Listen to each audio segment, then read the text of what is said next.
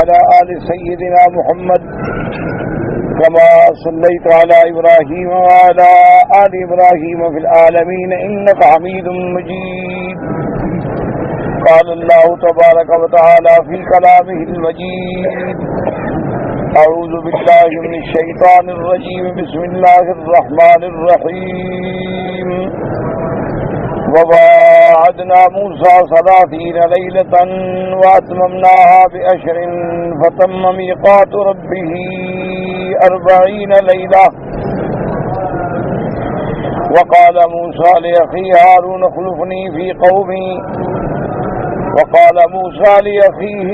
اخلفني في قومي وأصلح ولا تتبع سبيل المفسدين. قال المؤلف والمفسر رحمه الله تعالى: يقول تعالى ممتنا على بني إسرائيل بما حصل لهم من الهداية بتكليمه موسى عليه السلام وإعطائه التوراة وفيها أحكامهم وتفاصيل شرعهم. فذكر تعالى أنه وعد موسى 30 ليلة. اب مفسر رحمۃ اللہ علیہ اللہ تبارک و تعالیٰ کے قرآن مقدس کی ان آیات مبارکہ جو سورۃ اعراف کی آیات ہیں اس کی تفسیر فرماتے ہیں کہ یقول تعالیٰ اللہ تبارک و تعالیٰ بطور احسان بنی اسرائیل پر یہ فرما رہے ہیں کہ جو ان کو اللہ نے ہدایت دی اور موسیٰ علیہ السلام کو شرف کلام بخشا اور اللہ تبارک و تعالیٰ نے موسیٰ علیہ السلام کو اپنی قوم کے لیے کتاب تورات عطا فرمائی اور اس کتاب میں احکام ہیں اور ان کی شرع کے تفاصیل ہیں، تو اس ضمن میں یہ واقعہ بھی اللہ نے بطور احسان ذکر فرمایا کہ بنی اسرائیل یاد کریں اور اللہ کا شکر ادا کریں، اللہ کی فرما برداری اختیار کریں کہ کتنا بڑا کرم ہے کہ اللہ نے ان کو ایسا پیغمبر، ایسا نبی، ایسا رسول عطا فرمایا کہ جس سے اللہ نے کلام کیا اور اللہ تبارک و تعالیٰ نے ان کو کتاب عطا فرمائی، احکام ہیں، شرائع ہیں، اوامر ہیں، نواہی ہیں۔ تو اسی کے ضمن میں فرماتی ہیں کہ اللہ نے فرمایا کہ وَوَعَدْنَا مُوسَىٰ 30 لَيْلَةً۔ یاد رکھو یہاں لفظ ہے وعدنا، وعدنا نہیں ہے، کیونکہ یہ دونوں جانب سے اشارہ کرتا ہے کہ اللہ نے حکم فرمایا اور موسیٰ علیہ السلام نے تعمیل کی، تو اس لیے فرمایا وَوَعَدْنَا مُوسَىٰ 30 لَيْلَةً۔ قال المفسرون رحمه الله تعالى فصام موسى عليه السلام وطواها فلما تم الميقات استاق بها شجرة فأمره الله تعالى أن يكون ب10 40۔ اب مفسر رحمۃ اللہ علیہ فرماتی ہیں کہ اللہ نے حکم دیا تھا 30 راتوں کا، تو اب موسیٰ علیہ السلام جب آئے تو آپ نے روزہ رکھا اور آپ نے اس کو پورا کیا، وطواها فلما تم الميقات، جب وہ وعدہ پورا ہو گیا آپ نے درخت کی لکڑی سے مسواک فرما لیا، تو اللہ نے حکم فرمایا کہ اب آپ نے چونکہ مسواک کیا ہے تو اب 10 دن اور بھی پورے کریں۔ جیسا کہ خلاصہ درس میں نے عرض کیا تھا کہ یہ روزہ مبارک جو ہے موسیٰ علیہ السلام نے جو رکھا ہے یہ عام لوگوں کی طرح نہیں تھا، بلکہ یہ روزے جو تھے متواصل تھے، یعنی 30 دن متواتر رات اور دن کا روزہ تھا، اور 30 دن کے روزے کے اختتام پہ موسیٰ علیہ السلام نے ایک لکڑی سے مسواک فرما لیا، تو جب مسواک فرمایا تو اللہ تبارک و تعالیٰ نے مزید 10 دن کے لیے حکم دیا کہ روزہ رکھے۔ تو اس لیے بعض مفسرین کرام نے اس کی تفسیر بھی بیان فرمائی ہے کہ چونکہ آپ نے مسواک کر لیا تو وہ رائحہ جو تھی وہ ختم ہو گئی، حالانکہ وہ ریحہ جو ہے اللہ کے ہاں اطیب عند اللہ من المسک، وہ تو اللہ تبارک و تعالیٰ کے ہاں مشک سے بھی زیادہ خوشبو والی اور پسندیدہ ہے، لیکن اکثر مفسرین نے اس کلام پر بھی اعتراض کیا ہے، کیونکہ اگر یہی بات ہوتی تو پھر یہ حکم تمام شرائع میں ہوتا۔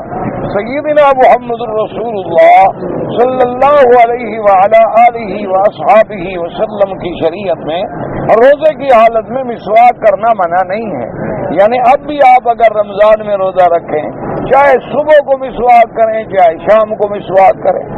بعض فقہاء کرام نے جیسے حنابلہ رحمہ اللہ کے بعض فقہاء فرماتے ہیں کہ شام کو مسواک ذرا کم کرے، لیکن سارے دن مسواک کرنے میں کوئی حرج نہیں۔ لیکن محققین علماء جو ہیں وہ یہ فرماتے ہیں کہ وہ رائحہ جو ہے وہ منہ کی رائحہ نہیں ہے۔ انسان کے منہ میں بدبو کا پیدا ہو جانا یہ تو بہت بری بات ہے، یہ تو بری خصلت ہے۔ وہ جو ریحہ پیدا ہوتی ہے انسان کے بھوکا رہنے کی وجہ سے، معدے کے اندر سے ایک خاص ہوا پیدا ہوتی ہے جو اللہ کے ہاں اطیب عند اللہ من المسک۔ یہ جو رائحہ ہے یا روا یا قریہ ہے ان کا زائل کرنا تو ضروری ہے۔ اسی لیے اللہ تبارک و تعالی نے مسلمانوں کے لیے پاکی اور صفائی جو ہے یہ صرف نظافت نہیں بلکہ دین کا حصہ ہے، ایمان کا حصہ ہے، اور یہ فطرت انسانی سے تعلق رکھنے والی چیز ہے کہ انسان ہر حال میں اپنے آپ کو صاف رکھے۔ اسی لیے اسلام کے اندر مونچھیں اتنی نہ بڑھائیں کہ آپ کے منہ میں پڑ جائیں اور پانی میں داخل ہو جائیں۔ اسی لیے بغلوں کی صفائی، اسی لیے زیر ناف صفائی جو ہے 40 دن زیادہ سے زیادہ 40 دن تک یعنی آپ رکھ سکتے ہیں، اس سے زیادہ نہ گزریں، ورنہ افضل یہ ہے کہ آدمی ہفتے میں ایک دفعہ اپنے بدن کی بھی صفائی کرے۔ اسی طرح ناخن جو ہے ان کا کاٹنا، تاکہ ان کے اندر جو میل جمتا ہے تو اس سے بھی نظافت کے اندر خلل آتا ہے۔ اسی طرح اگر کسی انسان نے بال رکھے ہوئے ہیں تو شریعت کا حکم ہے کہ بالوں کو دھوئیں، بالوں میں تیل لگائیں، بالوں میں کنگھی دیں، ان کے حقوق ادا کریں تاکہ اس کو نظافت و صفائی کے ساتھ رکھا جائے۔ اسی طرح اسلام نے حکم دیا ہے کہ جمعہ کے دن چاہے غریب سے غریب آدمی بھی ہے وہ دھلے ہوئے کپڑے پہنے، اور گھر میں جو بھی اس کو خوشبو میسر ہے، غریب کو غریبوں والی اور امیر کو امیروں والی، تو خوشبو لگا کے مسجد میں آئے تاکہ مسلمانوں کے لیے وہ ایذا کا باعث نہ بنے۔ اسی لیے سرکار دو عالم صلی اللہ علیہ وسلم نے فرمایا کہ جو لوگ کچے بصل کھا لیتے ہیں یا لہسن کھا لیتے ہیں تو جب تک منہ میں ہوا ہے وہ مسجد میں نہ آئیں، جماعت میں حاضر نہ ہوں۔ آج تو اللہ رحمت فرمائے کہ ہمارے منہ میں حقے کی اور سگریٹ کی اور پتہ نہیں کیا کیا مکروہات و محرمات کی ہوائیں ہوتی ہیں، تو اس میں تو اللہ تبارک و تعالی نے منع فرمائے۔ تو اس لیے بعض مفسرین فرماتے ہیں کہ یہ قول بھی کوئی اتنا راجع نہیں ہے۔ اور پھر حضرت موسیٰ علیہ السلام نے اگر اس مسواک کیا ہے تو 30 روزے پورے کرنے کے بعد کیا ہے۔ بہرحال ایک قول یہ بھی ہے جس کو مفسرین کرام نے نقل فرمایا۔ وقد اختلف المفسرون في هذه العشر ما هي والاكثرون على ان 30 ذو القعدة والعشر ذي الحجة قاله مجاہد ومسروق وابن جریج۔ اب مفسر رحمۃ اللہ علیہ فرماتے ہیں کہ یہ 10 دن جو تھے 10 راتیں کون سے مہینے کی تھیں؟ اس میں اکثر کا قول، جمہور کا قول یہی ہے کہ مہینہ ذی القعدہ کا جو تھا وہ پورا مہینہ 30 راتیں، اور عشرہ جو ہیں وہ 10 ذی الحجہ کے دن جو ہیں وہ تھے، اس لیے 40 راتیں پوری ہوئیں۔ ویسے بھی یاد رکھیں کہ ذی الحجہ کے 10 دن جو ہیں اللہ کو بڑے محبوب ہیں، حتیٰ کہ ایک صحیح حدیث مبارک میں آتا ہے کہ اللہ تبارک و تعالیٰ کے ہاں جو آدمی 10 ذی الحجہ کے دن میں اعمال صالحہ کرتا ہے تو ایک روایت میں ہے کہ اللہ اس کو جہاد سے بھی زیادہ ثواب عطا فرماتے ہیں۔ تو اس لیے یہ دن مبارک جو ہیں بہت بڑے عبادت کے دن ہیں، اور پھر اس میں خاص طور پہ پھر یوم ترویہ بھی ہے، اور اس کے بعد پھر یوم الوقوف بھی ہے، اس کے بعد پھر یوم النحر بھی ہے، اس کے بعد پھر ایام تشریق بھی ہیں۔ تو یہ سارے کے سارے مبارک دن ہیں، یعنی 8 کو جب آپ جائیں گے تو مینا کا دن ہے، 9 کو جو ہے یوم عرفہ یوم الوقوف کا دن ہے، اور 10 کو جب آپ آئیں گے تو وہ 10 یوم النحر یعنی عید الاضحیٰ کا دن ہے اور قربانی کا دن ہے، اور اسی طرح بعد کے 11 اور 12 جو ہے 13 تک ایام تشریق ہیں، اور یہ تکبیرات کے اور یہ جو ہے ذکر اللہ تبارک و تعالیٰ کے دن ہیں، جس میں اللہ نے فرمایا کہ وَاذْكُرُوا اللَّهَ فِي أَيَّامٍ مَّعْدُودَاتٍ، کہ یہ چند گنے چنے دن ہیں جو گزرتے دیر نہیں لگتی، ان میں اللہ تبارک و تعالیٰ کا ذکر کریں۔ اسی طرح اللہ تبارک و تعالیٰ نے بار بار یاد دلایا اپنے بندوں کو کہ تم ہر وقت جو ہے ان ایام میں میرے ذکر میں مشغول رہو، فرمایا کہ ذکرکم آباءکم او اشد ذکرا، کہ یہاں لوگ آتے تھے حج کے دنوں میں تو اپنے باپ دادے کی بڑائی بیان کرتے تھے. اللہ نے فرمایا تم باپ دادے کی بڑائیاں بیان نہ کرو، پر اللہ تبارک و تعالیٰ کا ذکر کرو، کیونکہ اللہ کے ہاں وہ بڑا ہے جو زیادہ متقی ہے. وہاں کسی کا خاندان یا حسب نسب کی قیمت نہیں ہوتی، سب سے پہلے تقوی ایمان، اس کے بعد اللہ نے نسب کو بھی قیمت دی ہے، عزت دی ہے. ورنہ اگر ایک آدمی بڑے نسب سے ہو، چاہے وہ کسی سادات خاندان سے تعلق رکھے لیکن کافر ہو، تو اللہ کے ہاں کیا قیمت؟ چاہے وہ قریشی ہو، ہاشمی ہو، لیکن اگر وہ اللہ پر ایمان نہ لے آئے تو اس کی کیا قیمت ہے؟ اصل قیمت جو ہے ایمان و تقوی کی. ایمان و تقوی کے بعد پھر اللہ تبارک و تعالیٰ نے اچھے لوگوں کو زیادہ ترجیح عطا فرمائی ہے.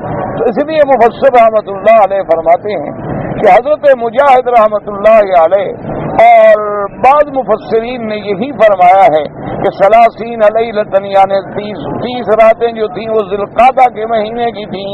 وتم میقات واتممناها بعشر، اور عشر سے مراد جو ہے وہ عشرہ ذی الحجہ ہے. اس سے جو تھا پر 40 راتیں جو تھیں وہ مکمل ہو گئی. اس کے بعد فرماتے ہیں غیر فلا یکون قد قبل المیقات یوم النحر. اب مفسر رحمۃ اللہ علیہ فرماتے ہیں کہ حضرت ابن عباس رضی اللہ تعالی عنہ سے بھی اسی طرح کا ایک قول مبارک ہے. اور اگر یہی بات ہے تو پھر یوم النحر جو ہے اسی دن حضرت موسیٰ علیہ السلام کا وہ میعاد پورا ہوا، کیونکہ یوم النحر پہ آگے 40 راتیں. وحصل فی تکلیم موسیٰ علیہ السلام وفی اکمل اللہ الدین محمد صلی اللہ علیہ وآلہ وسلم. اور یہی وہ دن مبارک ہے جس میں اللہ تبارک و تعالیٰ نے سیدنا موسیٰ علیہ السلام سے کلام فرمایا اور آپ کو کلیم اللہ کا لقب نصیب ہوا. اور یہی وہ دن ہیں جن میں اللہ نے دین محمد مصطفیٰ کو بھی مکمل اور کامل کر دیا. اور فرمایا الیوم اکملت لکم دینکم واتممت علیکم نعمتی ورضیت لکم الاسلام دینا. فلما تم المیقات وعزم موسیٰ علیہ السلام علی الذهاب الى الطور كما قال تعالی یا بنی اسرائیل قد انجیناکم من عدوکم وبعدناکم جانب الطور الایمن الآیہ. فحینئذ استغرب موسیٰ علیہ السلام علی بنی اسرائیل اخاہ ہارون علیہ السلام ووصاه بالإصلاح وعدم الإفساد. وهذا تنبیہ وتذکیر. فإلا فهارون علیہ السلام نبی شریف کریم علی اللہ له وجاہۃ وجلالۃ صلوات اللہ وسلامہ علیہ وعلی سائر الانبیاء.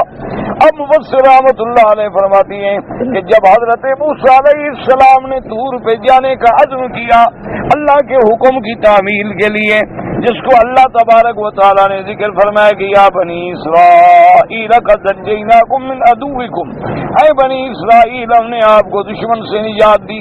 ووعدناکم جانب الطور الایمن، اور طور ایمن پر اللہ تبارک و تعالیٰ نے موسیٰ علیہ السلام کا میعاد معین فرمایا.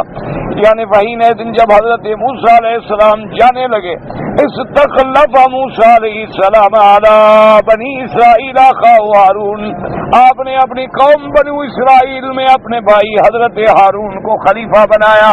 تو اس سے بھی مسئلہ نکلا کہ اگر کوئی بادشاہ یا کوئی قائد یا کوئی لیڈر یا امام مقتدا جو ہے وہ اگر کہیں جانا چاہے تو اپنا خلیفہ مقرر کرے تاکہ وہ امور کو اور معاملات کو سنبھالے اور اپنے خلیفے کو ہدایات بھی جاری کرے.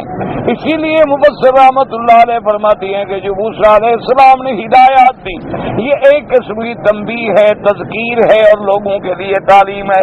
ورنہ ہارون علیہ السلام تو نبی ہیں، اللہ کے یہاں ان کا بہت بڑا مرتبہ ہے، بہت بڑا درجہ. وہ تو نبی ہے، نبی کیسے فسادیوں کے ساتھ مل سکتا ہے؟ تو موسیٰ علیہ السلام کا یہ کہنا جو تھا یہ ایک تذکیر ہے، تنبیہ ہے اور آنے والوں کے لیے ہدایت ہے. آپ نے فرمایا کہ میرے بھائی ہارون علیہ السلام اخلفنی علی قومی، آپ قوم میں میری خلافت کا کام سر انجام دیں، وَأَصْلِحْ، اور اصلاح عباد اور اصلاح بلاد فرمائیں. چونکہ سب سے بڑی چیز جو ہے وہ اصلاح ہے اور سب سے بری چیز جو ہے وہ فساد ہے. فساد فی الارض جو ہے وہ جہنم ہے، اور اصلاح جو ہے وہ اللہ کی نعمتیں اور اللہ کی رحمت کی دلیل ہے. تو اس لیے سب سے بڑی چیز ہوتی ہے اصلاح العباد، اور سب سے بڑی چیز ہوتی ہے امران البلاد، اور سب سے شر ہوتا ہے فساد. اللہ تبارک و تعالی نے قرآن میں بھی فرمایا کہ حضرت موسیٰ علیہ السلام یہ جانتے ہوئے کہ ہارون نبی ہیں اور اللہ کے پیغمبر ہیں، اللہ کے شان والے نبی ہیں، لیکن فرمایا اصلح ولا تتبع سبیل المفسدین، کہ میرے بھائی اپنی بھی اور قوم کی بھی اصلاح احوال کی کوشش کرنا. تو اس لیے حکم ہے کہ ہر وقت آدمی اصلاح کی کوشش کرے.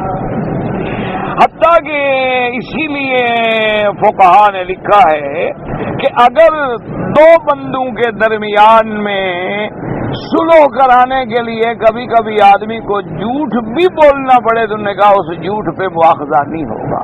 یعنی دو آدمیوں کے درمیان صلح کرانی ہے تو اب لازمی بات ہے کہ وہ جا کے بات تو کرے گا کہ جی وہ آپ کے بڑی تعریف کرتے ہیں اور آپ کے شان میں بڑی اچھی باتیں کہتے ہیں، حالانکہ انہوں نے نہیں کہی ہوتی. تو یہ جو ہے وہ جھوٹ تصور نہیں ہوتا کیونکہ یہ اصلاح ہے. اور اسی لیے اللہ تبارک و تعالیٰ کا قرآن میں بھی یہ حکم ہے کہ اگر کبھی مسلمانوں میں جھگڑا ہو جائے، اگر کبھی مسلمانوں کی پارٹیوں میں لڑائی ہو جائے تو اصلاح کی کوشش کرو. اصلاح کرنے والا جو ہے وہ اللہ کو بڑا محبوب ہے. اسی طرح اللہ تبارک و تعالیٰ نے فرمایا کہ اگر کبھی میاں بیوی میں جھگڑا ہو جائے تو برادری کو اور گھر والوں کو چاہیے کہ وہ اصلاح احوال کی کوشش کریں، اور اگر اصلاح کرانے کی نیت ہو تو پھر اللہ مدد فرماتے ہیں. اسی طرح ایک صحیح حدیث مبارک میں آتا ہے کہ میرے آقا سرکار مدینہ صلی اللہ علیہ وسلم آپ کے پاس بیٹھے تھے حضرت حسن ابن علی رضی اللہ تعالیٰ عنہ. حضرت علی کے بڑے بیٹے جو ہیں وہ حضرت حسن ہیں، ان کے بعد جو ہے وہ حضرت حسین ہے، لیکن زیادہ فرق نہیں، صرف 1 سال کا فرق ہے دونوں بھائیوں میں. حضرت حسن اور حسین میں زیادہ مدت کا فرق نہیں ہے. تو حضرت حسن جو تھے رضی اللہ تعالیٰ عنہ حضور کے ساتھ بیٹھے تھے، اور یہ بھی حدیث پاک میں آتا ہے کہ کان اشبہ برسول اللہ. حضرت حسن ابن علی جو تھے ان کی شکل ایسی تھی جیسے محمد مصطفیٰ کی شکل، حضور پاک سے ان کی شکل ملتی تھی، آپ کا صفات اور آپ کا چہرہ. تو چھوٹے تھے ابھی حضرت حسن ابن علی رضی اللہ تعالیٰ عنہ. تو حضور پاک نے فرمایا ان ابنی ھذا سید، آپ نے فرمایا یہ میرا بیٹا جو ہے نا یہ سردار بنے گا. لعل اللہ ان یصلح به بین فئتین عظیمتین، اور حضور نے فرمایا کہ انشاءاللہ مجھے امید ہے کہ دو عظیم جماعتوں میں جب جھگڑا ہوگا تو یہی میرا بیٹا صلح کا ذریعہ بنے گا. تو یہ بھی ایک خبر تھی جو حضور نے عطا فرمائی، اور یہ خبر جو ہے بالوحی تھی، اور یہ بھی معجزہ تھا محمد الرسول اللہ صلی اللہ علیہ وعلی آلہ وصحبہ وسلم کہ ابھی حضرت حسن چھوٹے ہیں اور حضور تو خبر دے رہے ہیں اس زمانے میں جب حضرت حسن خلیفہ بنیں گے. تو اس لیے اور بالکل وہ خبر اسی طرح واقع ہوئی جیسے کہ سرکار نے فرمایا صلی اللہ علیہ وعلی آلہ وصحبہ وسلم. کیونکہ سیدنا علی رضی اللہ تعالی عنہ کو جب عبد الرحمن اپنے ملجم نے شہید کیا تو حضرت علی رضی اللہ تعالی عنہ کے بعد خلافت جو ہے وہ سیدنا حسن ابن علی رضی اللہ تعالی عنہ کو ملی. یعنی سیدنا علی کرم اللہ وجہہ رضی اللہ تعالی عنہ کی وفات کے بعد جو خلافت پہ بیٹھے ہیں وہ حضرت سیدنا حسن ابن علی ہیں. حضرت حسن رضی اللہ تعالی عنہ جب خلیفہ بنے تو چونکہ اختلاف پہلے سے واقع تھا حضرت علی اور حضرت معاویہ کے درمیان میں رضی اللہ تعالی عنہم اجمعین، تو بعض لوگوں نے تو حضرت معاویہ کی بیعت کر لی اور بعض لوگوں نے حضرت حسن کی بیعت کر لی. تو حضرت حسن بڑے متفکر تھے کہ بھئی اب یہ جماعت ہے اور مسلمانوں کی جماعت ہے اور حضور کے صحابہ کی جماعت ہے اور ان میں یہ انتشار اور افتراق جو ہے وہ بڑھتا چلا جا رہا ہے. تو آپ نے بڑا غور کیا، بڑا سوچا، تو 6 مہینے تک صرف آپ نے خلافت کی اور اس کے فوراً بعد آپ نے تنازل کیا حضرت سیدنا معاویہ کے حق میں. آپ نے فرمایا کہ میں خلافت چھوڑ دیتا ہوں، آپ خلیفہ بن جائیں متفق، تاکہ مسلمانوں کے اندر اختلاف جو ہے نہ رہے. اسی لیے اس سال کو صحابہ کہتے تھے سنت الجماع، یہ وہ سال ہے جس میں اللہ نے مسلمانوں کو جمع کر دیا، اللہ تبارک و تعالیٰ نے اس انتشار و افتراق کو ختم کر دیا۔ تو حضور صلی اللہ علیہ وسلم کی جو پیش گوئی تھی کہ آپ نے فرمایا تھا کہ ان ابنی ھذا لسید، سید کا معنی ہوتا ہے رئیس القوم، سید کا معنی ہوتا ہے سعودت سے، کہ جو سواد اعظم پر حکومت کرنے والا ہو اس کو کہتے ہیں سید۔ یاد رکھو سید کوئی قوم نہیں ہوتی، ہمارے یہاں تو بدقسمتی ہے نا، لوگ سمجھتے ہیں کہ سید کوئی قوم ہے، سید کوئی قوم نہیں ہوتی، اصل قوم تو قریش ہے۔ میرے آقا سرکار دو جہاں سیدنا محمد رسول اللہ صلی اللہ علیہ وسلم کا قبیلہ جو ہے وہ قریش ہے، اور پھر قریش کا بطن ہے بنی ہاشم، اور بنی ہاشم میں گھرانہ ہے عبد المطلب کا اور عبداللہ کا، جہاں سیدنا محمد الرسول اللہ صلی اللہ علیہ وسلم پیدا ہوئے۔ اور حضور چونکہ سید الاولین والآخرین ہیں، سب کے سردار ہیں، اور حضور نے فرمایا انا سید ولد آدم، اللہ نے آدم کی جتنی اولاد پیدا کی میں سب کا سردار ہوں۔ اور اسی طرح حضور نے فرمایا کہ ان ابنی ھذا لسید، اور اسی طرح حضور پاک صلی اللہ علیہ وسلم نے فرمایا کہ حسن و حسین جو ہے سیدہ شباب اہل الجنہ، اسی طرح آیا کہ سیدہ فاطمہ جو ہے سیدۃ النساء فی الجنہ رضی اللہ عنہم وارضاہم۔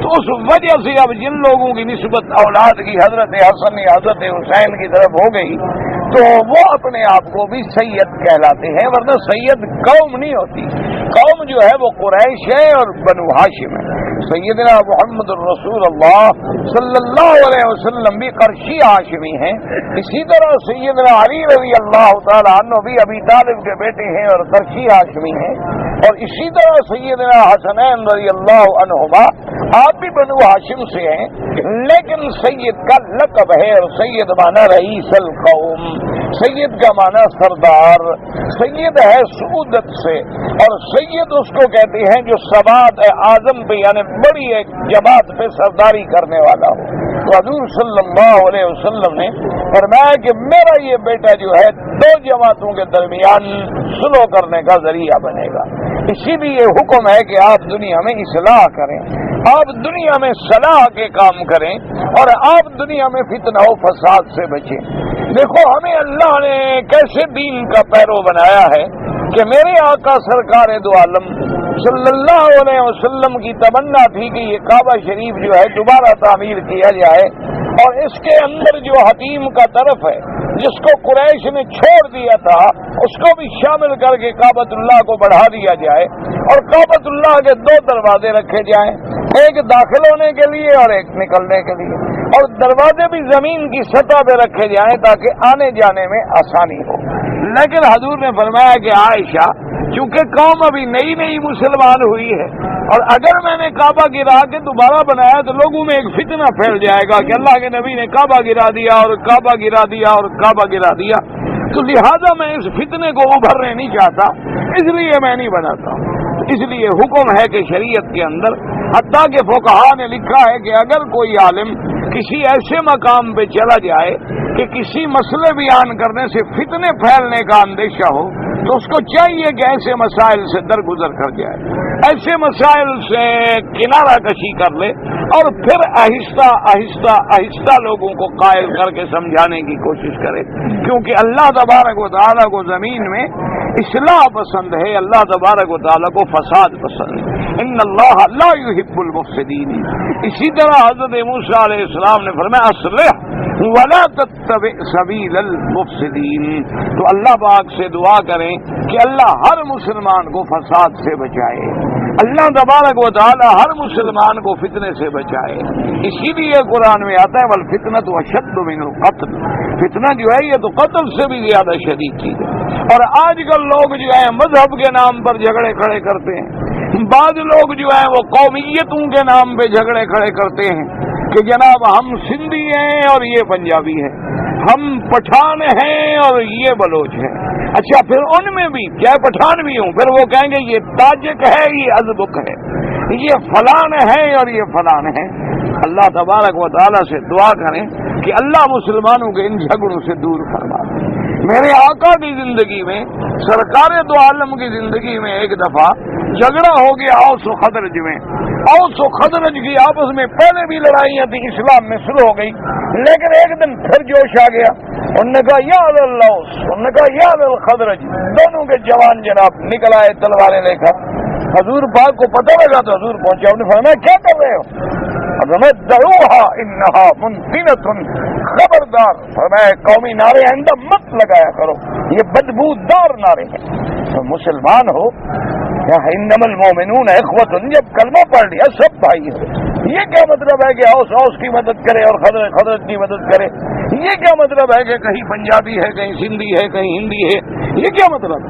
جب تم نے کلمہ پڑھ لیا نبی محمد الرسول اللہ کا صلی اللہ علیہ وآلہ آلہ واصحابہ وسلم، اس لیے حضور پاک نے حجۃ الوداع میں جو آپ نے چارٹر دیا تھا پورے عالم کے لیے، اس میں آپ نے واضح فرما دیا. آپ نے فرمایا خبردار، اللہ نے مجھے ساری کائنات کے لیے رسول بنا کے بھیجا ہے.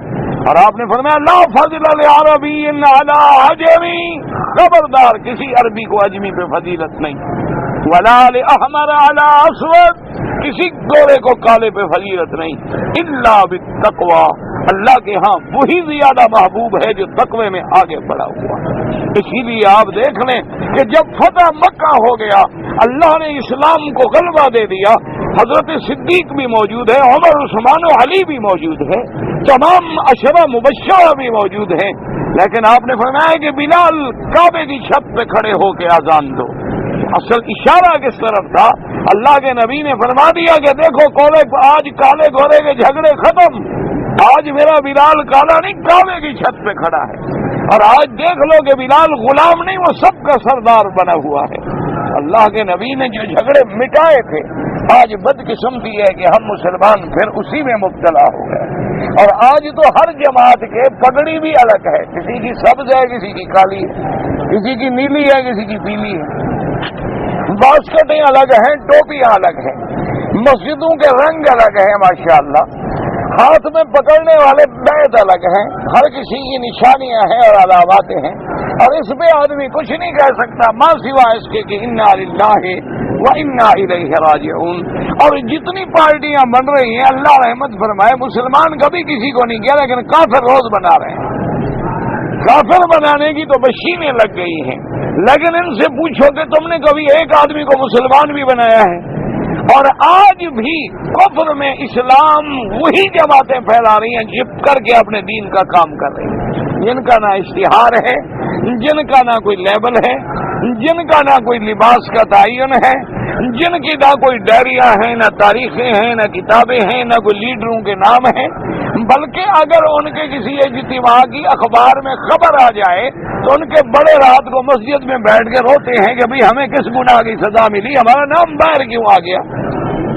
ہم تو اللہ کے لیے کام کرنے والے لوگ تھے، ہمارا نام اخبار میں کیسے آ گیا؟ ہمارے نام کو کتنے اچھالا ہے، رات کو بیٹھ کے اللہ کے دربار پر ہوتے ہیں. اسی لیے دیکھ لیں کہ دارالعلوم دیوبند کی جب بنیاد رکھی گئی تو ان اکابر نے یہ لکھا تھا کہ جس دن مدرسے میں اس کے چلانے والوں میں یا پڑھانے والوں میں اخلاص نہیں رہے گا تو پھر مدرسہ اس حالت میں قائم نہیں رہے گا. اور دوسری بات یہ لکھی کہ جس دن سرکاری پیسہ لوگے اس کے اندر، اسی دن ساری برکتیں ختم ہو جائیں. اللہ تبارک و تعالی رحمت فرمائے. تو اس لیے دعا کرو کہ اللہ مسلمانوں کو اتحاد نصیب فرمائے، اللہ تبارک و تعالی مسلمانوں میں اتفاق کی دولت مالا مال فرمائے. اور ایمانداری کی بات ہے، آج بھی اگر دنیا میں مسلمان متحد ہو جائے خدا کے گھر میں بیٹھ کے، یہ بات مولوی کی حیثیت میں نہیں، میں علی وجہ البصیرت دلائل سے ثابت کر سکتا ہوں کہ آج بھی دنیا کی ساری کفر کی طاقتیں مل کے اسلام کا مقابلہ نہیں کر سکتی. لیکن شرط یہ ہے کہ ہم بھی تو اکٹھے ہوں. یعنی آپ کا خیال ہے کتنی عرب ہوں گے دنیا میں، اور اسرائیلی کتنی ہیں یہودی؟ 40 لاکھ 50 لاکھ یہودی ہوگا. یعنی عرب، صرف عرب جو ہے نا، صرف عرب، مسلمان نہیں سارے، صرف عرب اکٹھے ہو کر یہودیوں کی طرف منہ کر کے پیشاب کر دینا، وہ غرق ہو جائے. شرط لگا لیں. آپ ڈاکٹروں سے پوچھ رہے نا اوسطاً ایک آدمی دن میں کتنا پیشاب کرتا ہے؟ اور کتنی عدد ہے عرب کا، کتنی کروڑ عرب ہیں، اور روز جو بیٹھے ہیں اتنی کروڑ پیشاب کریں تو کتنی بنے گا؟ پورا اسرائیل ڈوب جائے، پورا یہودی ڈوب جائے، لیکن جناب وہ 40 لاکھ ہمیں ہر وقت انگلی دے رہا ہے، جہاں دیکھو وہاں یہودی پہنچا ہوا ہے، جہاں دیکھو وہاں یہودی کا پیچھے ہاتھ ہے، کوئی مالی فتنہ ہے یہودی کا ہاتھ، مذہبی فتنہ ہے یہودی کا ہاتھ، کوئی خارجی فتنہ ہے یہودی کا ہاتھ، داخلی فتنہ ہے یہودی کا ہاتھ، اور جتنے فرقے باطل ہیں، حضور نے فرمایا نا 73 فرقہ بنے گی میری امت، 72 جہنم میں جائیں گے، ان 72 جہنمیوں کے فرقے جو ہیں ان سب کے بنانے والے یہودی ہیں، یعنی وہ 72 کا 72 فرقہ جو ہے اس کے پیچھے یہودی ہے۔ اللہ تبارک اس لیے سب سے بڑی چیز ہے اصلاح، اللہ فساد سے بچائے، اللہ تبارک و تعالی فتنوں سے بچا دے۔ اسی فرماتے ہیں وَلَمَّا جَاءَ مُوسَىٰ لِمِيقَاتِنَا وَكَلَّمَهُ رَبُّهُ قَالَ رَبِّ أَرِنِي أَنظُرْ إِلَيْكَ قَالَ لَن تَرَانِي وَلَٰكِنِ انظُرْ إِلَى الْجَبَلِ فَإِنِ اسْتَقَرَّ مَكَانَهُ فَسَوْفَ تَرَانِي فَلَمَّا تَجَلَّىٰ رَبُّهُ لِلْجَبَلِ جَعَلَهُ دَكًّا وَخَرَّ مُوسَىٰ صَعِقًا فلما أفاق قال سبحانك تبت إليك وأنا أول المؤمنين۔ يخبر تعالى عن موسى عليه السلام أنه لما جاء لميقات الله تعالى وحصل له التكليف من الله سأل الله تعالى أن ينظر إليه فقال رب أرني أنظر إليك۔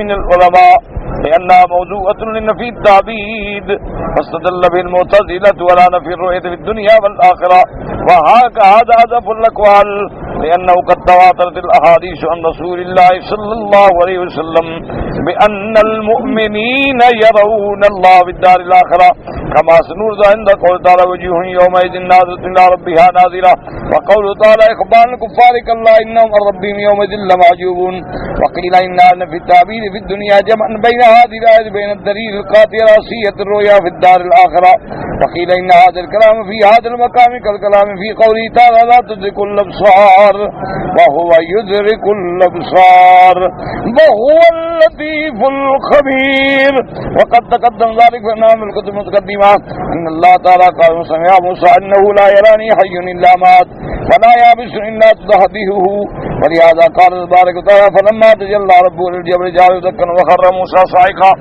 اب اللہ تبارک و تعالی خبر عطا فرماتی ہے کہ جب موسیٰ علیہ السلام اللہ کے وعدے پہ پہنچ گئے اور اللہ تبارک و تعالی نے موسیٰ علیہ السلام سے کلام فرمایا تو اب موسیٰ علیہ السلام نے سوال کیا کہ رب ارنی انظر الیک قال لن ترانی۔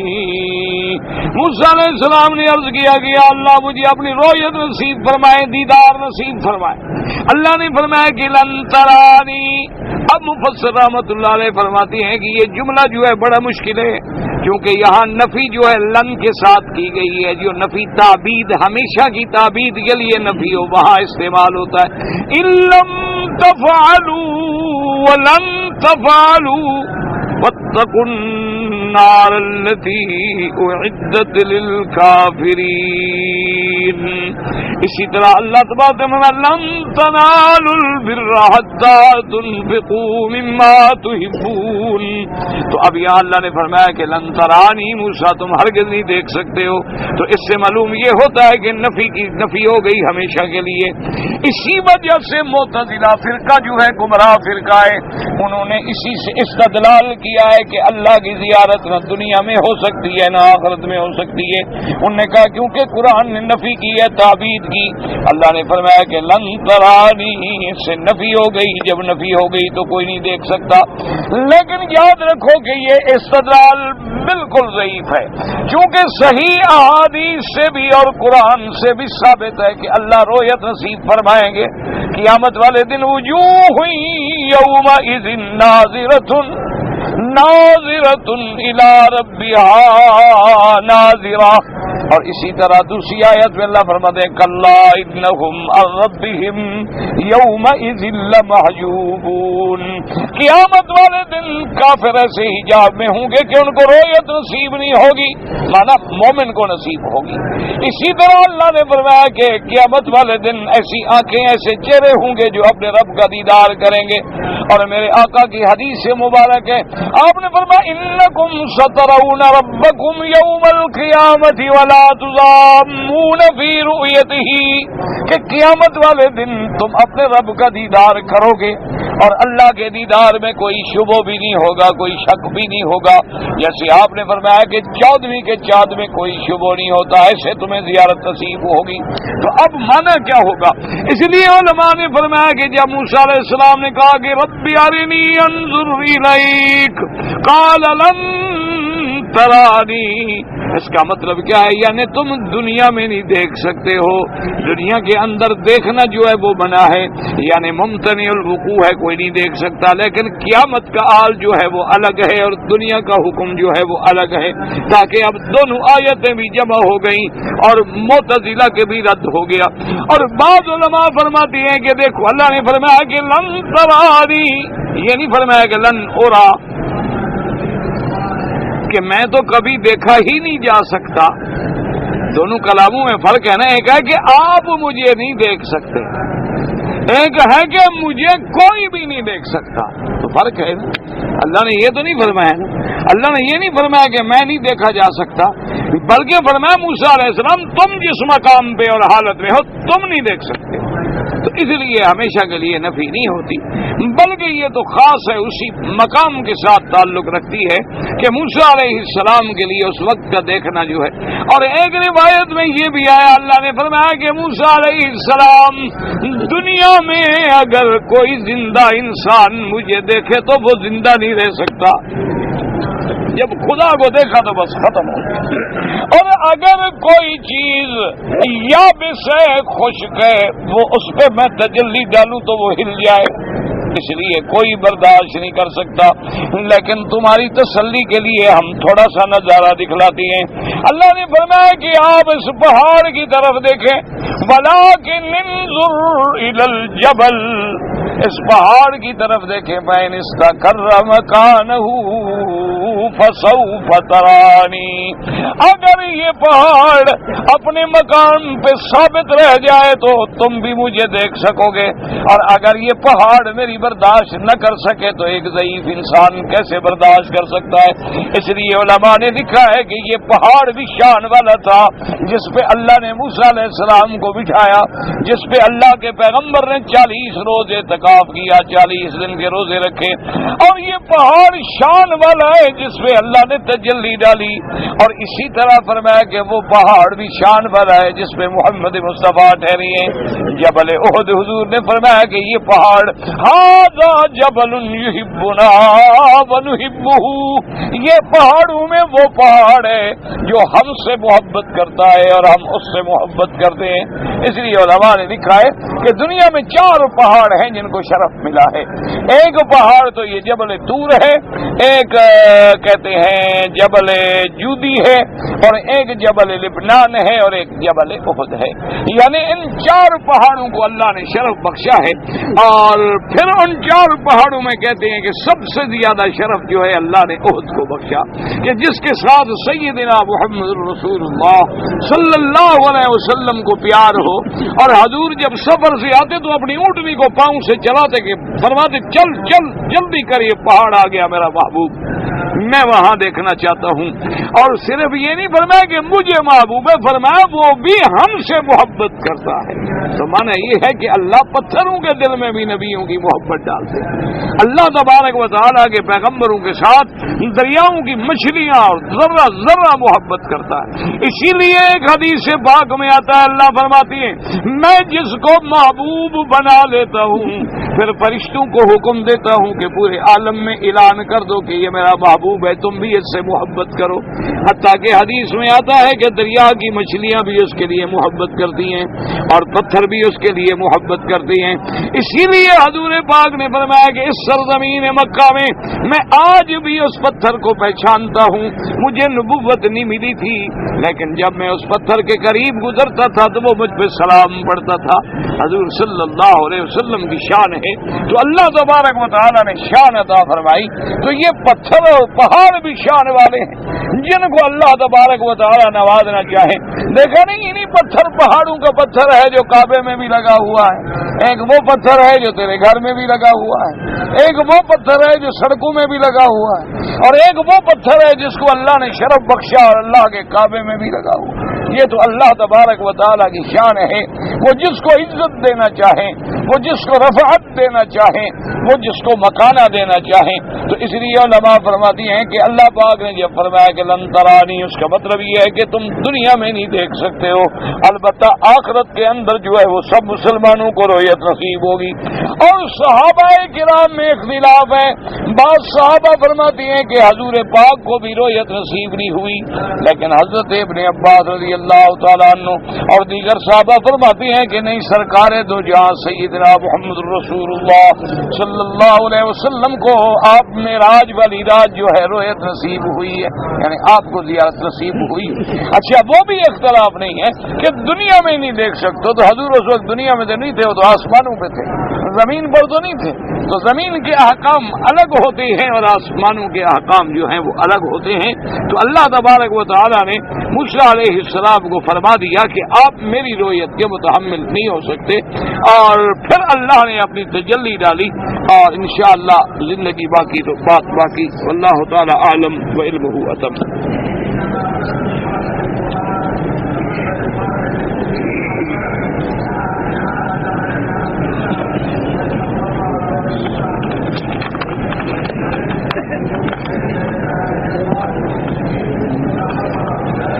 کہتے ہیں جی کہ اللہ تبارک و تعالی عرش اولا پہ ہیں. آپ نے بتلایا ہے تو ہمیں سمجھ آیا، اور قرآن بھی کہتا ہے کہ الرحمن علی العرش استوى، اور قرآن میں بھی خلق السماوات والارض وما بینہما فی 6 ایام ثم استوى علی العرش. اور اسی طرح قرآن کہتے ہیں اَأَمِنْتُم مَّن فِي السَّمَاءِ.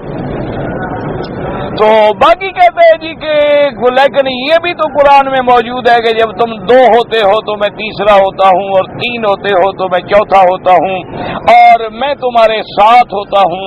تو جب عرش پہ ہیں تو یہ ساتھ ہونے کا کیا معنی؟ یہ کوئی مشکل مسئلہ تو نہیں ہے.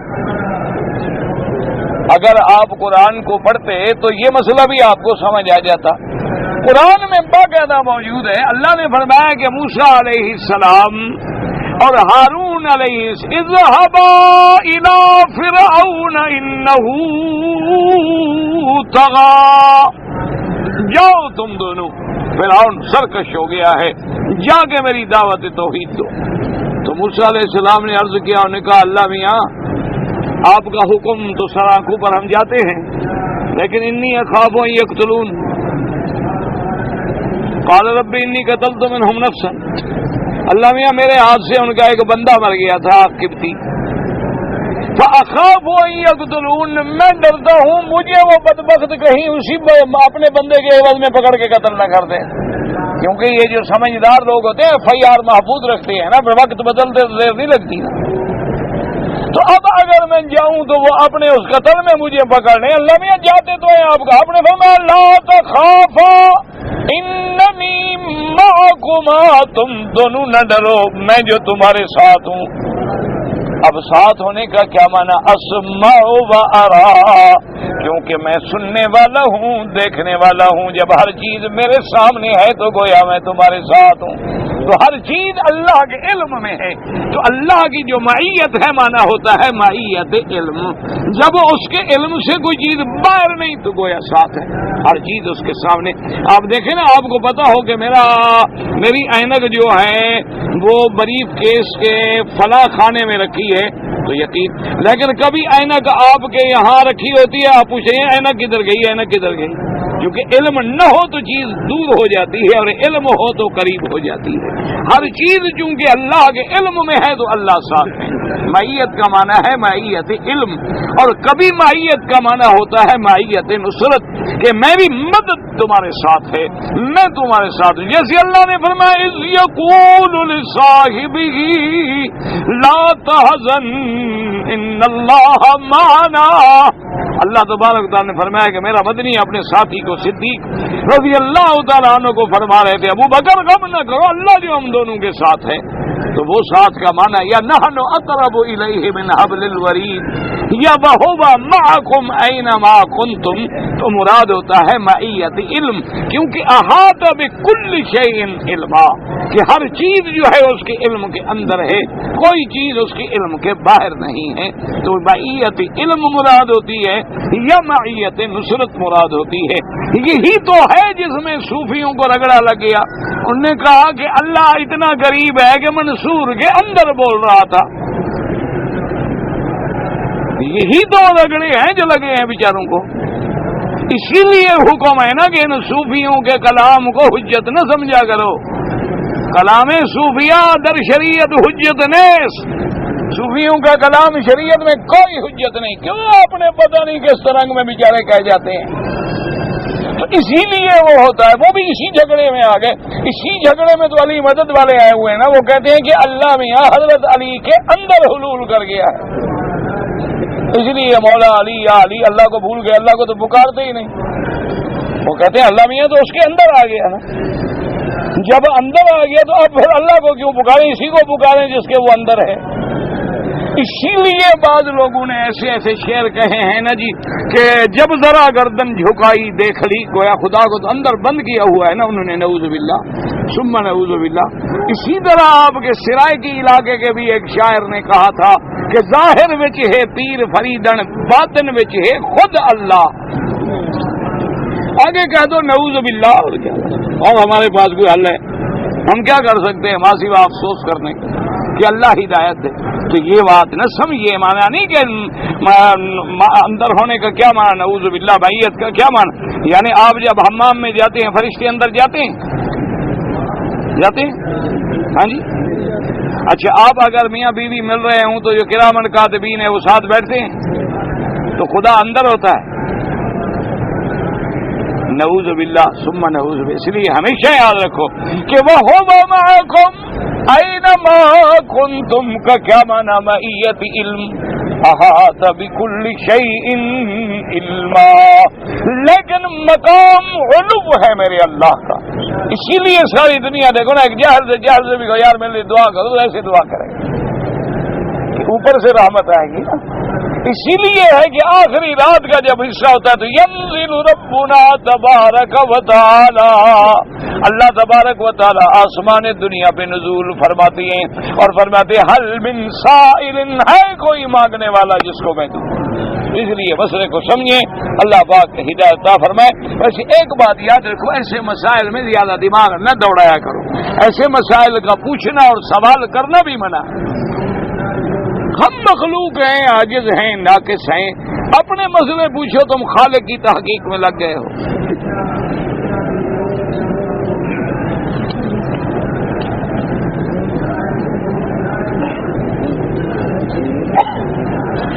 بہت کتابوں میں لکھا ہے کہ 10 ذی الحجہ کی رمی جو ہے واجب ہے.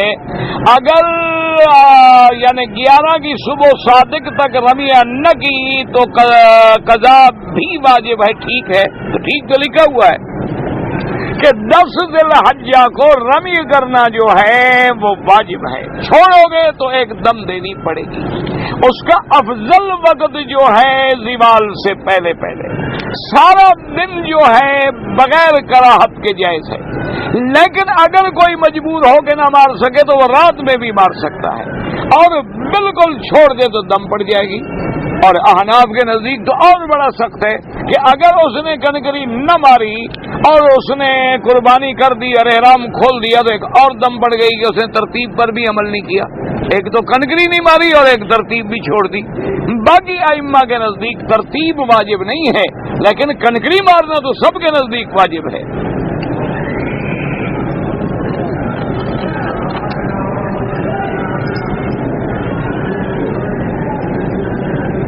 ایک آدمی ہے جو علماء دیوبند کے خلاف اور تبلیغ والوں کے خلاف اور جماعتوں کے خلاف بہت بڑی گندی گندی باتیں کہتا ہے. دعا کریں کہ اللہ اس کو ہدایت عطا فرمائے، ہدایت عطا فرمائے. اور یہ اچھی بات نہیں ہوتی. کسی عالم کو یا کسی دینی جماعت کو برا کہنا جو ہے اچھی بات نہیں ہوتی، لیکن مشکل بھائی میرے یہ ہوتا ہے کہ جو برتن میں ہو وہی باہر آئے گا نا. بھائی برتن میں اگر دودھ ہے دودھ نکلے گا کہ پانی نکل آئے گا؟ اگر برتن میں پانی ہے تو اس میں شہد تو نہیں نکل آئے گا. اگر اندر ظرف ہمارا گالیوں سے بھرا ہوا ہے تو گالیاں نکلیں گی. اللہ تو کہتا ہے فرعون کو بھی گالی نہ دو. اللہ نے تو موسیٰ علیہ السلام کو اور ہارون کو جب بھیجا علیہ السلام تو فرمایا وَقُولَا لَهُ قَوْلًا لَيِّنًا، فرمایا کہ جب تم دونوں بات کرو تو فرعون سے نرمی سے بات کرنا. اللہ تو جانتے تھے کہ فرعون مسلمان نہیں ہوگا، اللہ تو جانتے تھے کہ فرعون رہے گا، اسی میں مرے گا، لیکن اپنے بندوں کو ہدایت دی کہ دین کی بات کرو تو لین طریقے سے کرو، کسی کو برا نہ کہو، کسی کو گالی نہ دو. حضور نے جب بھیجا اپنے صحابہ کو یمن کی طرف، آپ نے فرمایا یسرا ولا تؤسرا، بشرا ولا تنفرا، لوگوں کو خوشخبری سنانا، نفرت نہ دلانا، دین کے آسان مسئلے بتانا، مشکلات میں نہ ڈال دینا لوگوں کو، تاکہ نئے لوگ ہیں اور تم ایسے کام بتاؤ گے بیچارے دین سے بھی بھاگ جائیں.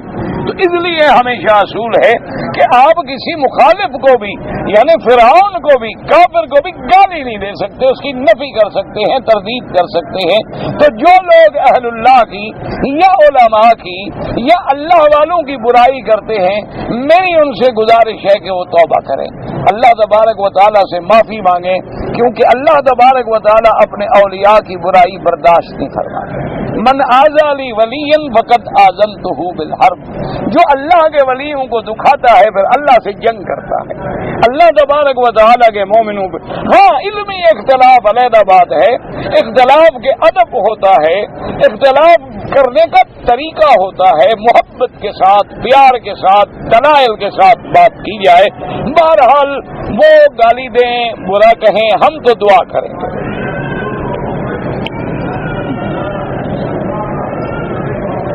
میری والدہ بیمار ہیں، زیادہ چل نہیں سکتی، ٹانگوں میں تکلیف ہے.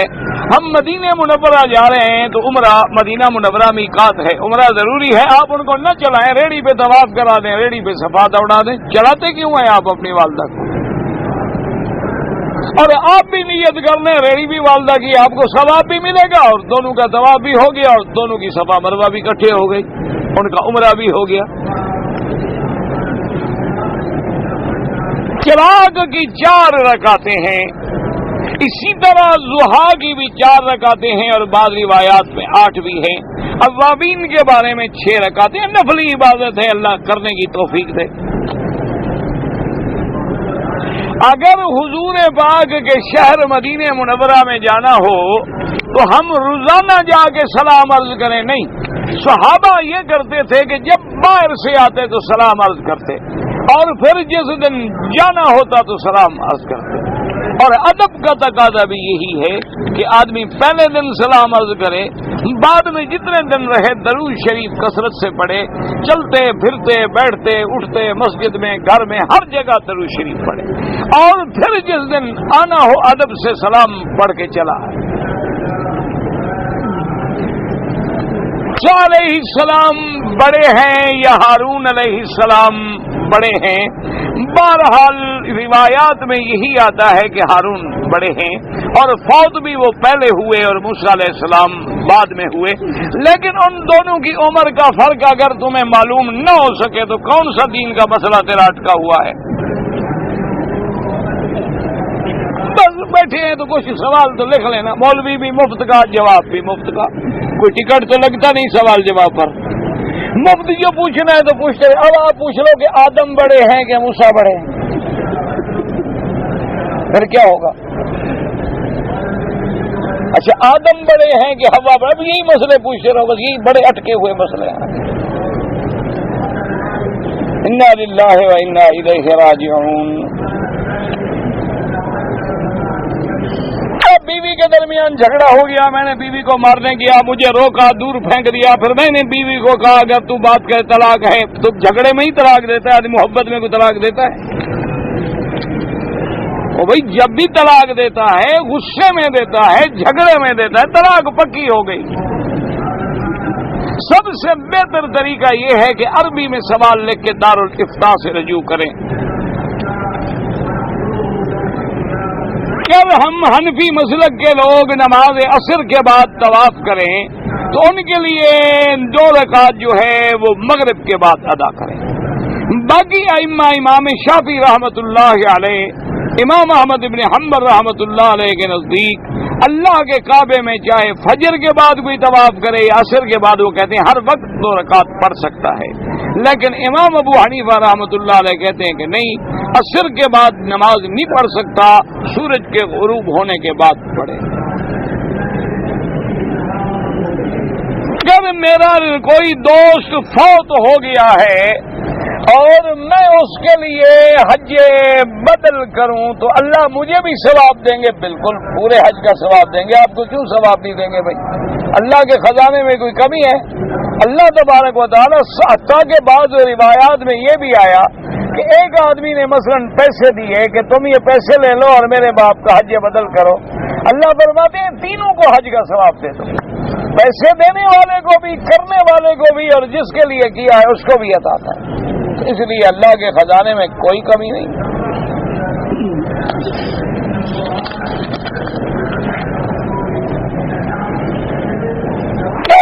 طلاق دینے میں ویسے سنت کے مطابق جو طلاق ہے وہ یہ ہے کہ آدمی حیض کے بعد جب طہر ہوتا ہے، یعنی جب عورت پاک ہوتی ہے اور ان پاکی میں جس میں جماع بھی نہ کیا ہو، یعنی میاں بیوی آپس میں ملے بھی نہ ہوں، اس میں ایک طلاق دے۔ جب طلاق دینی ہے تو ایک طلاق کافی ہے، مقصد تو یہ ہے کہ تم نے علیحدہ کرنا ہے، تمہیں کیا ضرورت ہے کہ 2 یا 3 دو۔ ہاں اگر نعوذ باللہ پھر دینا چاہتا ہے تو پھر وقفے کے بعد دوسری طلاق دے، پھر وقفے کے بعد تیسری طلاق دے، لیکن بہتر یہی ہوتا ہے کہ ایک طلاق دے تاکہ اگر اللہ چاہے تو رجوع بھی ہو سکے اور واپسی بھی ہو سکے اور صلح بھی ہو سکے۔ اس لیے بہرحال ورنہ طلاق تو طلاق ہے، گولی ہے، جس حال میں بھی مارو گے گولی تو لگ جائے گی، لیکن سنت کے خلاف ہے، کیونکہ اصل میں اللہ تبارک و تعالی یہ چاہتے ہیں کہ بندوں میں جھگڑا نہ ہو۔ ابغض الحلال عند اللہ الطلاق، کہ طلاق حلال تو ہے لیکن اللہ کو بڑی ناپسند ہے، اس لیے اللہ تبارک و تعالی چاہتے ہیں کہ میرے بندوں میں جھگڑا نہ ہو، اتحاد ہو، اتفاق ہو۔ تو اب دیکھو نا ایام حیض ہیں، ویسے بھی خاوند میاں بیوی دور ہوتے ہیں تو نفرت ہوتی ہے، لیکن اگر میاں بیوی پاک ہے تو دل کرتا ہے کہ بیوی کے ساتھ لیٹ جاؤں، سو جاؤں، جذبات ہوتے ہیں، تو جب صلح ہوگی تو طلاق نہیں ہوگی۔ تو اسلام اصل یہ چاہتا ہے کہ کسی حال میں بھی طلاق نہ ہو، اور اگر ایسے حالات آ جائیں کہ دیکھ لیں کہ میاں بیوی اب حقوق ادا نہیں کر سکتے، دونوں میں نفرت اس انتہا پہ پہنچ گئی ہے کہ بیوی بھی حقوق زوجیت ادا کرنے سے قاصر ہے، اور خامند بھی حقوق زوجیت ادا کرنے سے قاصر ہے تو پھر اللہ نے حل رکھا ہے کہ طلاق دے دیں اور سنت کے مطابق دیں اور بلا وجہ زیادتی نہ کریں۔ میں بہت پریشانی میں ہوں، میرے لیے دعا کریں۔ اللہ کے قرآن میں ہے کہ امن یجیب المضطر اذا دعاہ ویکشف السوء، اگر تم مضطر ہو تو اللہ سے فوراً دعا کرو، اللہ کا تو وعدہ ہے تیری دعا سننے کا۔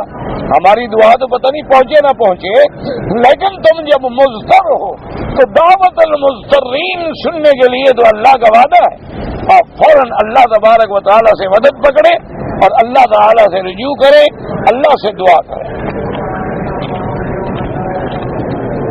اگر ہم سفر میں آئے ہوئے ہیں، لیکن یاد رکھو اگر سفر میں ہو، اکیلے نماز پڑھو یا امام بھی مسافر ہے تو قصر کرو گے، لیکن اگر مثلا آپ مسافر ہیں، امام حرم کے پیچھے نماز پڑھیں، امام مقیم ہے، تو اب آپ نماز پوری پڑھیں گے، آپ کوئی قصر کی نیت بھی نہیں کریں گے۔ نیت کیا؟ امام کے پیچھے ہیں، امام کے تابع ہیں آپ۔ ہر آدمی جو ہے وہ امام کے تابع ہوتا ہے۔ اگر امام مقیم ہے تو مسافر بھی نماز مکمل پڑھے گا، اگر امام مسافر ہے یا مسافر خود اکیلا نماز پڑھے تو وہ قصر کرے گا، یعنی 4 رکعتوں کی 2 رکعتیں پڑھے گا۔ لیکن اگر امام مقیم ہے تو یہ کیا میں قصر کی نیت، آپ کی نیت اپنی ہے، امام کی اپنی ہے، آپ کی نیت وہی ہوتی ہے جو امام کے تابع ہے۔ نماز آپ کا ہو گیا، فکر نہ کریں۔ معجل کا معنی یہ ہوتا ہے، ایک ہوتی ہے مہر معجل یعنی جو نکاح کے وقت فوراً ادا کی جائے، ایک ہوتی ہے غیر معجل معنی دیر سے دی جائے، یہ نہیں کہ دی ہی نہ جائے، اب تم جان چھڑانا چاہتے ہو، وہ تمہارے ذمہ ہے۔ یہ کہیں نہیں ہے کہ جب طلاق دو تو پھر غیر معجل دینا، وہ معنی یہ ہوتا ہے کہ اس میں مہلت ہے آپ کے لیے کہ آپ جلدی نہ دیں، 6 مہینے سال میں دے دیں، یہ تھوڑا کہ ساری زندگی نہ دیں۔ جب ایک لڑکی قرآن حفظ کرے یا عالم دین بنے، عالم بننے کی بڑی شان ہے، عالم ہونا الگ چیز ہے، حافظ ہونا الگ چیز ہے، بلکہ حضور نے فرمایا قیامت کی علامات میں ہے کہ حافظ بہت ہو جائیں گے، عالم نہیں رہیں گے۔ آپ نے فرمایا قرآن پڑھنے والے تو بہت ہوں گے لیکن قرآن سمجھنے والا کوئی نہیں ہوگا۔ یکثر القراء ویقل العلم، پڑھنے والے زیادہ ہوں گے لیکن عالم جو ہے وہ کم ہوں گے۔ آپ عالم بنائیں، بچوں کو بھی بچیوں کو بھی۔ اگر ایک نابالغ بچہ ہے چھوٹا، احرام کی حالت میں اس نے جوتے پہنے، کچھ نہیں ہوتا، کچھ بھی نہیں ہوتا، کوئی حرج نہیں۔ جب ایک عورت نے احرام کی حالت میں عمرہ کیا، طواف کیا، کوئی چوٹ لگ گئی اور انگوٹھی لگی تو خون نکل آیا، کچھ بھی نہیں ہوتا، کوئی جرمانہ نہیں۔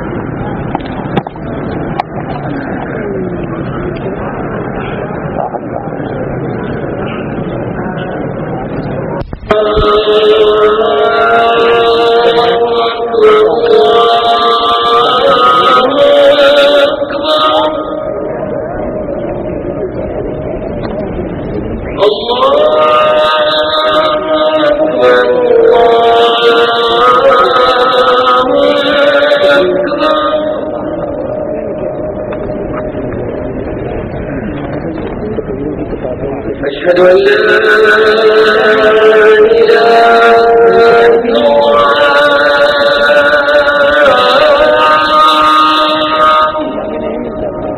تقریروں میں کچھ نہیں ملتا ہے، کیسے ملتا ہے کدھر سے؟ أشهد أن لا إله إلا